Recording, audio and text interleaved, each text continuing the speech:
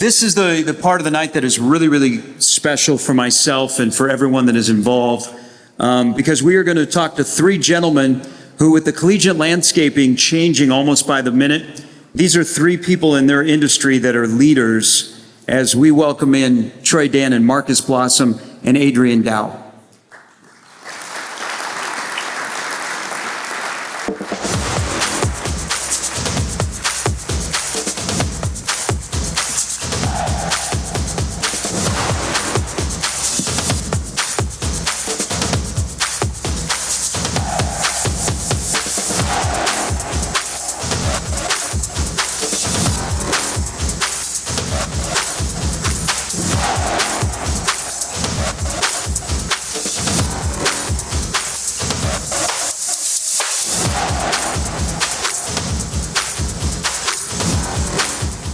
Nebraska Athletic Director Troy Dannen. Now let's welcome Marcus Blossom, the Creighton Athletic Director.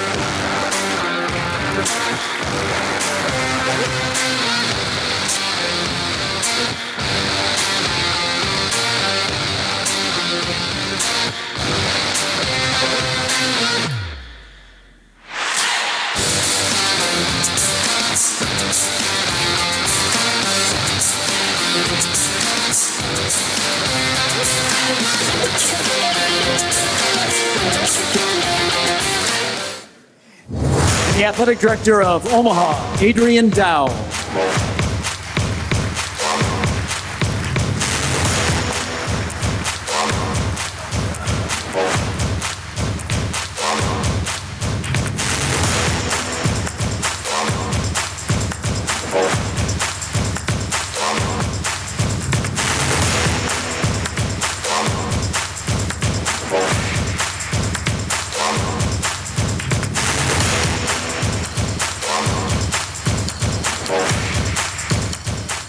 So welcome to our three athletic directors, Nebraska, Creighton, and Omaha. And I think this is a first. Troy got here in March, Marcus in 4 years, Adrian into his third year. I think this is the first time we've all been together, well, including me, all together here on a stage. So this is a big night for us. I think in sports, we hear, well, how did you become a coach? Well, my dad was a coach. That's so I went into coaching. I'm always curious, and I think it starts to tell the story. How do you go from being athletes, being involved in sports, to being in charge of athletic departments? You're growing up in Marshalltown, Iowa. You're thinking, man, maybe I want to be a doctor. But what people may not know, Troy used to be a basketball and football official, so he wore the stripes. How do we go from maybe being a doctor, your parents are excited, to getting into athletic administration now as the athletic director at Nebraska? Well, in general, when you can't do it, you administer it. So my path from being a bad athlete was to find a way to get on the field, because when you love it, but you can't get on the field. So I kept finding ways to be involved in ways that I loved it. And you know, I started working with the high school association. But honestly, there's a guy here, Bruce Rasmussen, who I've done this is 16 years for me as a Division I athletic director. Bruce is the best athletic director I've ever been around. And when I went to Northern Iowa as athletic director, we're in the Missouri Valley together before he bailed on us and went to the Big East. But when Bruce talked in the room stopped, and everybody looked and listened to him. And I was like, you know, that's that's how it should be. That's who I want to be. So I modeled a lot and pursued a lot off of what Bruce did. And it's good to see you, Bruce. Marcus is one of the best point guards ever at Northeastern University. It may not say it in the media guide, but ask him and he'll tell you as a sophomore he averaged over 16 points a game. You come from a family in Chicago, one of 8. Basketball, that's where we were going. Now, 20 plus years later, you're at Creighton University. How did we get to this point? A long road. First off, when I got here, half the staff left because they was mad Bruce wasn't there anymore. And then he gets up and is like, oh, Bruce is the best athletic director he's ever seen. You know what? He made me into an athletic director. I was one of the Marcus. Yeah, right. Everybody left. I got some talk about Omaha coming later. Right. So I actually, after college, I started out, moved back home to Chicago, and worked in corporate accounting for 3 years at a pharmaceutical company in Chicago. Enjoyed it, doing well, making great money, but I just felt like that wasn't my passion or my mission. I wanted to be around young people, give them an experience that I had as an undergraduate. So I quit, went back to grad school, started as an intern, as one of the older interns actually, and kind of moved all over primarily the East Coast over the last 11 years or so before coming to Creighton. So started a career change and won't look back. Now, what we just found out is Adrian and Marcus were together in Indianapolis at the NCAA. Adrian was a great basketball player. We thought we were going to play pro basketball. And then from West Virginia to the NCAA to Creighton and now to Omaha, why didn't we play basketball? Well, Marcus and I tried to play basketball together in Indy. There was a club team for the NCAA, and I quickly found out he didn't pass the ball that much. That's all right. No. But hey, the reality of it is I was a little weird kid. I remember like being 11 or 12, and all of us probably played AAU basketball growing up. And my dad noticed at one tournament, which we weren't winning, I was more interested in how the bracket was working and what colors the teams were wearing than actually playing. He goes, you know what, you need to be an athletic director. So it actually started pretty early for me. And, he actually instilled in me pretty early that just use the basketball to try to achieve something more. And hope I'm making them proud here sitting today as an athletic director. All three of you have, in a short period of time with Troy to Adrian and Marcus, have experienced success. Teams that are winning championships or going to the NCAA. And in your time at your respective schools, where was the moment where, Troy, you arrive in March, and you're familiar with Nebraska, but you arrive and maybe you tell Bob Bowlesby, who is a mentor, man, this is the perfect fit for me. Or Marcus, you call somebody back in Chicago, or you talk to your wife and you're like, the Omaha is this right spot for us. Or Adrian, with your wife who is a member of the Omaha Athletic Hall of Fame. When for all three of you in your current job, was there a moment where you went, this is why I took this job, pursued this job, it's the right job for me? Well, I want to take off on the Bowlesby story a little bit. So Bob Bowlesby was the athletic director in Northern Iowa when I was a student. And I worked for him for 4 years in the office, and that's probably where I really got the bug.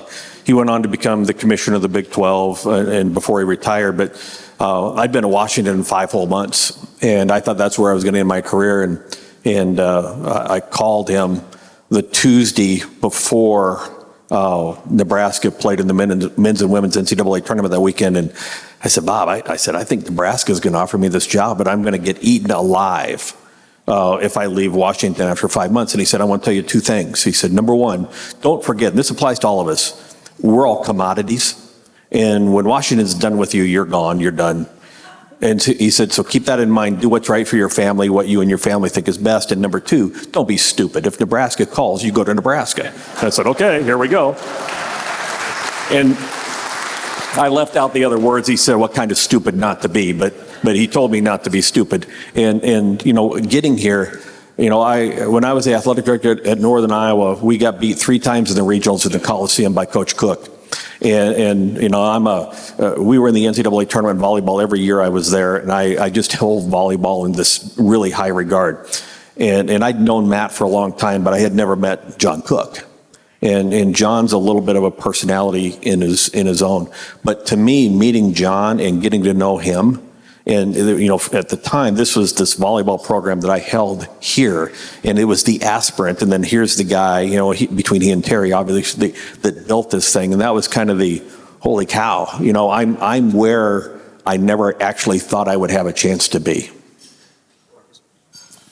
I think for me it was, I think it was March of 22 when our women's basketball team made it to the Elite Eight. They beat, I think when they beat Iowa, I was at the Iowa game, and they upset Iowa in the Sweet 16 round. And just how the kids responded is really an understated group of kids. They're smart, they do things the right way. Coach Flan does things the right way. And just seeing a group like that have a ton of success, I thought it really represented what I thought Creighton was about coming in. And that kind of validated what I thought they were about coming from the East Coast to Creighton. And that was the time I was like, you know what, I think this would be a pretty cool job for me. So 11 years ago, Bruce Rasmussen made the worst decision of his career. He hired me to run his development office. Creighton was going to the Big East at the time, and I can't believe he made the decision, but just like Gary mentioned, my wife's from Omaha, right? We all know, when mom's happy, we're all happy, right? And she said it's time to go home, and then when that opportunity came up, it was just perfect timing, and 11 years later, I've had 3 children who were born in Nebraska, and when people ask me where I'm from, I say Omaha now, right? So this place means a ton for me, and I'll never forget one of the first conversations I had with him as he was explaining what I was walking into, college sports market, and the community we have here in Omaha and the state. He told me if you pour into the community, it will give back to you. And I learned that pretty early on, and that's why I think all 3 of us are really, really privileged to be here. There are quite a few former athletes that are in attendance from all the respective schools. Yes.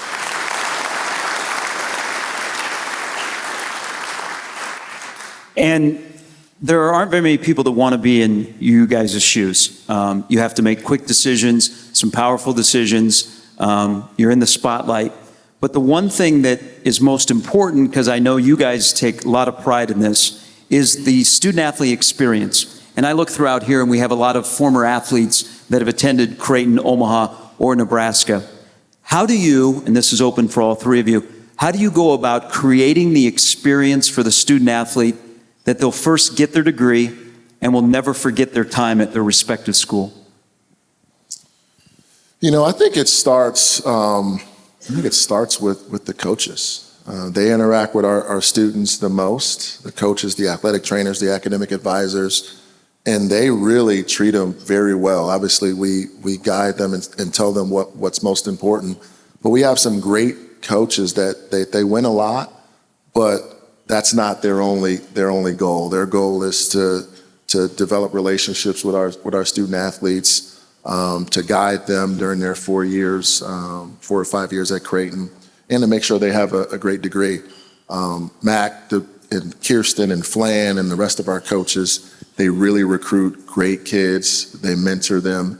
They nurture them. So I really think it starts with them. Well, think about this. When people say they wouldn't want this job, and every job's got this, right? But when I go in the morning, there's 555 student athletes. Every one of them wants to get better that day. They show up if they're sick. They show up if they're tired. It is a priority for them to raise their hand and be involved. And at the end of the day, they want to be better than they were when the day started. And think about whatever job you have in life, that is not what an office looks like. That is not what anybody's place of employment looks like. So it's a pretty cool place because everyone is extraordinarily highly motivated. And if that doesn't raise your own level, then you're also in the wrong place. So one, it's a great place to go. But 2, if you think about the actual job, we play Indiana Saturday, and I was just with Matt, we don't control the outcome of the game. We can influence the outcome of the game, but we don't control it. We do control the experience of the students that are inside the program. We don't just influence that, we control it. And so it's throughout life and whatever we do at any place you're successful, you control the controllables well. And so for us, for me, for our staff, we have 335 people that work in the department, maybe 350. I don't know if Tyler Kai over here hired more people today or not, like he tends to want to do. But everybody's sole focus and motivation is to control and provide the greatest experience for everybody to enjoy. So, this is a great place to work. And there are things that in the windshield and rearview mirror where you just, oh my God, I can't believe we're dealing with that. But boy, I can't imagine wanting to deal with anything else. I think it's really, really easy for us to get in the echo chamber where we really start making decisions and we don't actually ask our student athletes. And so one of the things we've worked really, really hard at UNO, and I got to give kudos to our student athlete success team, we spend a lot of time actually meeting one-on-one for student athletes and hearing, what's important to them, what's impacting their experience positively, negatively, and it's been an incredibly refreshing process hearing, even as we dive into this new world of college athletics, they're still in it for the right reasons, right? They still want to get an education. They still understand that college athletics is their opportunity to a better life. And it helps us and has helped us guide our decisions to remember, especially now more than ever, college athletics is really the greatest human development tool, in my opinion, that we have in our society right now. There's so many former student athletes that are doing incredible things right now. And if we're doing this well, we won't lose sight of that and help them achieve their goals for what's important after they actually play ball. I would say one more thing. With all that said, this is all great. No one since I got here has asked me about the football team GPA, and no coach has ever been hired or no coach has ever or been retained because of the academic success and graduation. And so, at the end of the day, this is still about winning. Now, we want to win holistically. We want to win in all these ways, but we're all measured by what happens on the field. All of our jobs are measured by what happens on the competitive field. So while the holistic part is really important, and at the end of the day on your tombstone, you will be remembered by what type of experience you provided the athletes. But from a day-to-day, the job, the accountability we have to our constituents, it's about whether we're having competitive success. We have the Summit League, the Big East, and the Big Ten represented. Adrian, you can start. Where is Omaha a leader in the Summit League? What area of the athletic department do you think Omaha leads in the Summit League? Yeah, I would say off the field, holistic development. I think we've got a lot of assets in our community, and definitely thanks to the lifting of our community and philanthropic community and even Nebraska greats, we're able to support our student athletes holistically a lot more than our peers that we're competing against, whether we're talking about mental health, nutrition, some of the educational, the professional development opportunities. And believe it or not, that actually makes a difference. If we're getting it done better than our peers in the weight room, if we're getting it done off the field and off the ice better than our peers, that really, really helps move the needle. And actually, it yields itself in competitive benefits as well. I think there are a couple things. Obviously, we have great coaches that have really been at Creighton a long time. They've been successful. But I think the real differentiator for us is the support. 17,000 fans at CHI Health Center, top 6 in the country in attendance. That really attracts student athletes. So these fans not only show up, they give their resources to support us. So I think from that standpoint, from a basketball school perspective, we're probably one of the top 10 programs from a fan and donor support perspective in the country. Boyd Epley's here. Nebraska, if you look at what made the Big Red N the brand that it is, it was Boyd being the first to decide that strength and conditioning, was important.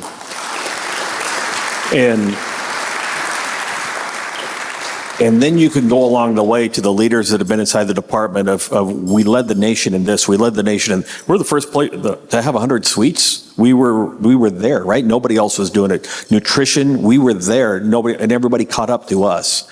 And so in some ways, the challenge we have right now is we enter this new world of college athletics.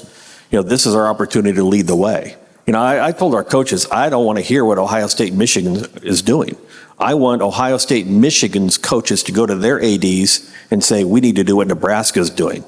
And so we got to quit caring and figure out how are we going to lead.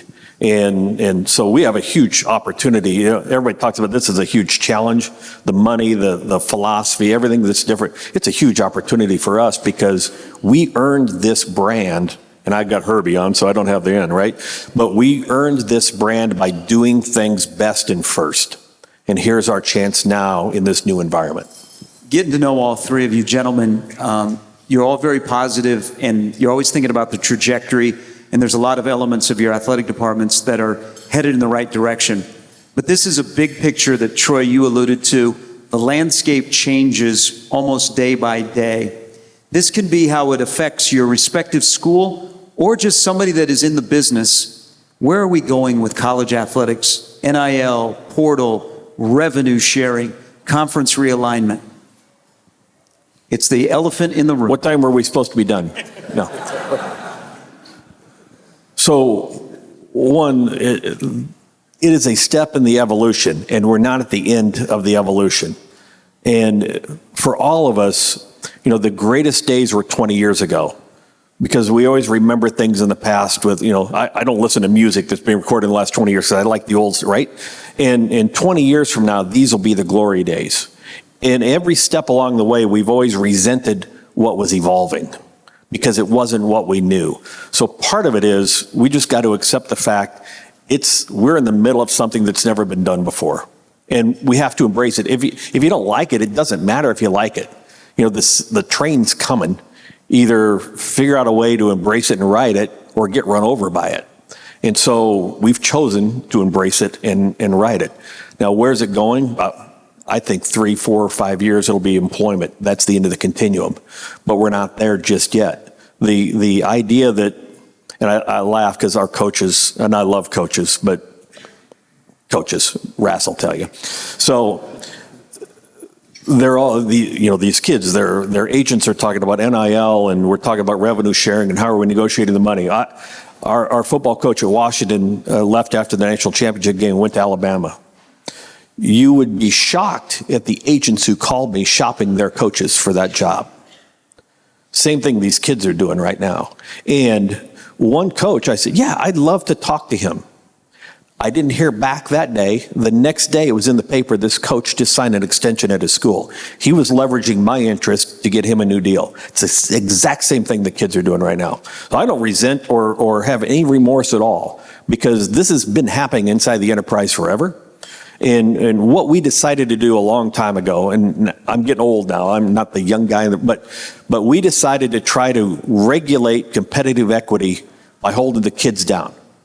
We didn't regulate coaches' salaries. We didn't regulate facilities. We didn't regulate anything other than the benefits that were provided to kids. And that was an antitrust violation. The courts decided it. And so now, instead of just gradually opening the dam breaks, right, the pendulum swings all the way over. So one, I think understanding the why and understanding that we've been dealing with this. Our coaches do this to us all the time. And assistant coaches do it to head coaches all the time. Everybody's trying to leverage themselves a better place in life, and so be it.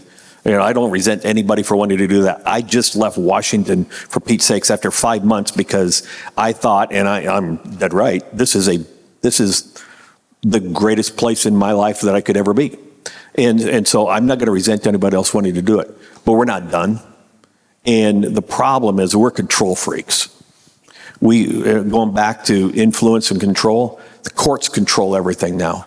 We don't control anything. So we're going to wait for the courts to decide to tell us how much money to share. We're going to wait for the courts to tell us whether we have to have employees or whether they're not employees. It's a long answer to a short question. Well, I'm not a control freak. I empower my staff to take responsibility and make decisions. I'm not a control freak. The first liar has no chance. Well, I like that. One more time and that basketball series is done. No more. So to add to what Troy said, it's going to cost more. We got to pay student athletes, for their name, image, and likeness. So it's simply going to cost more. So we're going to have to run our business more effectively than we've run it in the past, both on the revenue side and on the expense side. What I hope doesn't happen is, because we're paying football or basketball players, is that it doesn't take away opportunities from other Olympic sports student athletes and take away our ability to provide them a great experience. So, although we're trying to win in basketball and volleyball and some of our premier sports, it's important for me to be able to still provide a great experience and a great education to many more other student athletes. I think what Troy's alluding to, and I agree with him, there's just so much that's outside of our control right now. We can't control what the courts are going to do. We can't even control what the NCAA is going to do, commissioners are going to do. All we can do is focus on the controllables. Let's control what we can control. And what we can do is try to give our student athletes the best experience possible. And the game's changing, right? The reality is the market success of football and also men's basketball has really evolved the business model of college athletics. So how do we work together and try to find a way to let those two sports compete at the highest level, provide the benefits that they need to their student athletes, yet also mitigate the impact on the rest of the student athletes and 95% of the sports? That's what we're trying to figure out. We don't know what the right answer is, but we can tell you things are going to change. Yes, the cost of business is going to go up, but what I really, really hope as we dive into this new era of college athletics is philosophically that we don't lose what's most important, in my opinion. That's the mission of college athletics, right? I do worry that maybe we're getting close to becoming a little bit too transactional. That's a big worry of mine. And maybe I can't do anything about that, but I think along the way, we've got to remind our student athletes the name on the front of the chest is just as important as the name on the back, right? And the reality is why you're here, yes, we're here to win games. We're also here to get you an education because that's what's going to be important next in life. Even though the business models change, I think all of us are trying to figure out how does this fit within the setting of higher education and specifically at our schools. And it's going to change pretty quickly. Like we got to all have answers by April 6th. I mean, I think that's when the case is going to be certified. So this is going to evolve pretty quickly. We got the answers by by election, by the day after election day in November, because that's the first signing date for next year's incoming students. We do not know anything yet, and we won't when the kids sign. December's football signing, we do not know anything yet. It won't be till April if we know if the antitrust case actually passes and that we're able to enter into contracts next year. But we're all promising kids the moon. So this is a really awkward year, and next year is going to be a very awkward year in college athletics. But here's the other, through all of these transitions, whether it was cost of attendance, which was the kids got maybe $3,000, right? The true cost of attendance on top of their scholarship. And then we gave them what was called Alston money. It was another $6,000 of additional educational benefits. And now through these first 3 years of NIL, it's the same teams that are Creighton's been in the top 10 through all of these things. And Nebraska volleyball has been number one through all of these things. And so no matter that, we're going to be paying kids more, but there's not going to be some dramatic land shift of kids going different places. They're just going to be compensated more. They're not going to be going any more different places than they are right now. So in some ways, no matter what has happened in the enterprise, the schools that are equipped to have competitive success because they've got coaches and infrastructure, they're still going to be there. These are specific questions submitted by your colleagues. We will start with Adrian. Being an athletic director at a school that has hockey, have you learned how to skate? None of your business. Check that one off. Marcus, we got a question, and the control that you do or don't with CHI. Fans would like Dollar Beer Night to be the UConn game. You know what? We actually discussed that last week, and it might happen. So yeah, I don't know who submitted. Wait a minute. You sell beer at your games? Yeah. And the reason it hasn't been premier games in the past, because I looked at it as the fans are coming to that game anyway. So we use Dollar Beer Night to drive attendance to some of the more less attended games.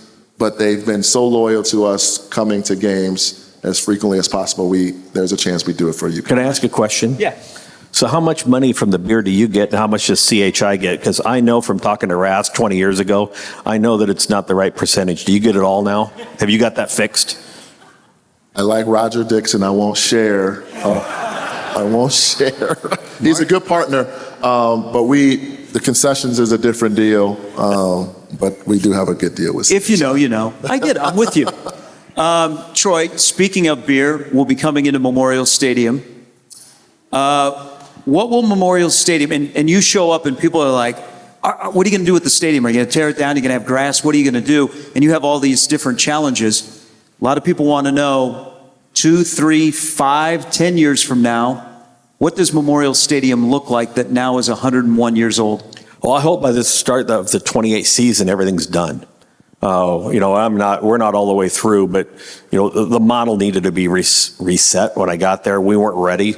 When I think the projections call for the South End to come down after this season, we'd raise $0. I mean, there was no plan.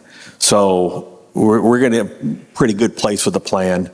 I probably right after Christmas, I think the idea will be we'll have it baked enough and buy-in enough from the board level on down that we'll be able to go public. But I would hope that after the 26th season, we'll do a lot of work on the east and west with chairbacks, and the south end will come down, and half of it will get rebuilt before 27.